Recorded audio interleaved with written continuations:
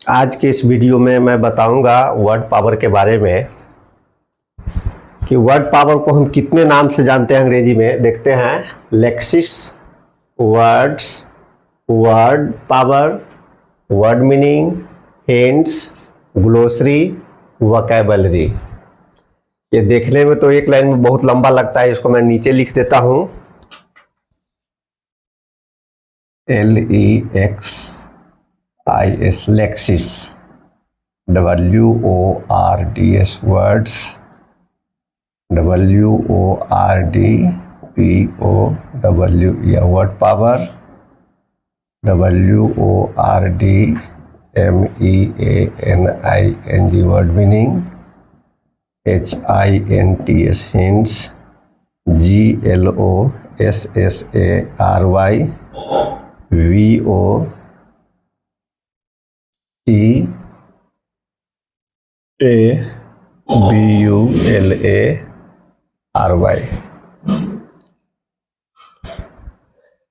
इसको पढ़ते हैं lexis, words, word power, word meaning, hints, glossary, vocabulary.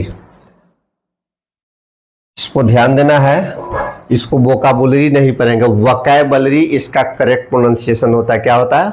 Vocabulary, vocabulary. इस शब्द का मतलब होता है शब्दार्थ या शब्दावली। शब्द जो अवली अर्थात शब्दों की पंक्ति। तो ये सब क्या हो गया? सिनोनिम्स हो गया। ये vocabulary, glossary, hints, word meaning, word power, words, lexis, synonyms, SYNONYMS।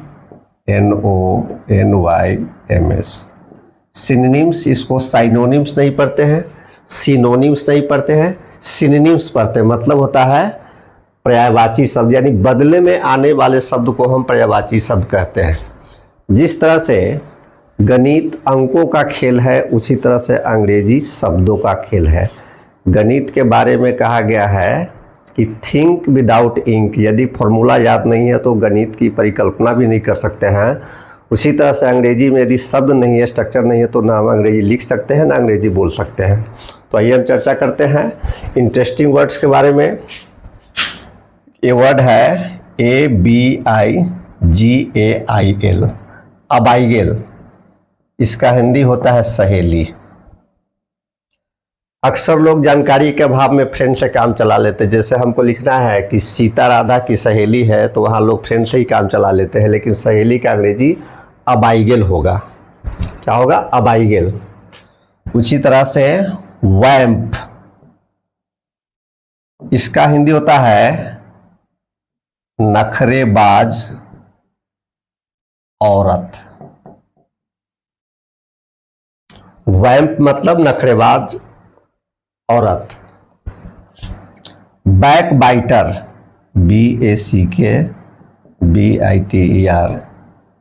इसका हिंदी होता है चुगलखोर। इसी तरह से सरकर, SHIRKER, कामचोर। वह व्यक्ति जो काम नहीं करना चाहता है, काम से जी चुराता है, उसको सरकर बोलते हैं। जैसे हमको कहना है कि रामू कामचोर है, और कामचोर का अंग्रेजी हमको पता नहीं है तो ट्रांसलेशन नहीं बनेगा। कामचोर का अंग्रेजी होता है सरकर। रामू इज सरकर। अबाइगेल सहेली, वैम्प नखरेबाज औरत, बैक बाइटर चुगलखोर जो चुगली करता है, सरकर कामचोर। दूध से जो हम दही बनाते हैं तो उसमें जो जोरन डालते हैं उसको अंग्रेजी में क्या बोलते हैं? उसको बोलते हैं रनेट, RUNNET।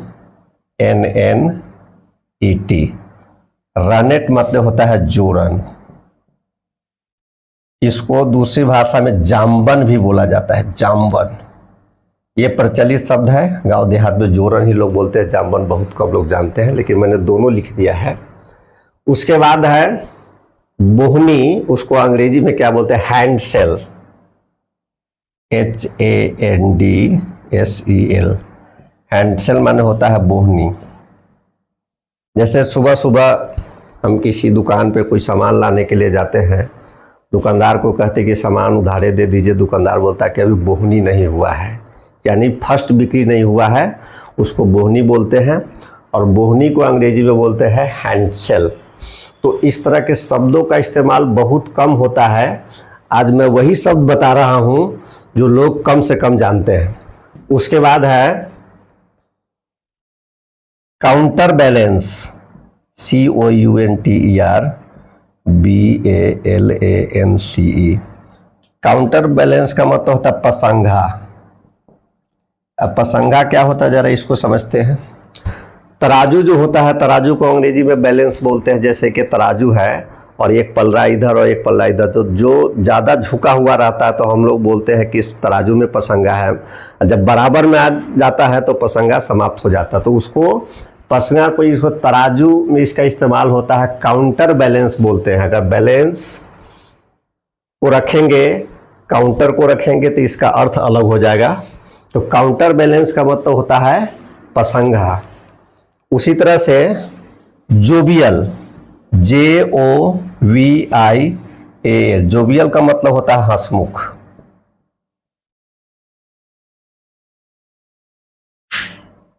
जैसे किसी किसी का चेहरा हंसमुख रहता है, मुसीबत में भी वो मुस्कुराता रहता है, कहते कि he is a jovial person, Manohar is a jovial person, Manohar हंसमुख व्यक्ति है। तो हंसमुख को अंग्रेजी में कहते हैं जोवियल। वैसे तो अंग्रेजी में बहुत सारे इंटरेस्टिंग शब्द हैं। तो आज के वीडियो में इतना ही। धन्यवाद।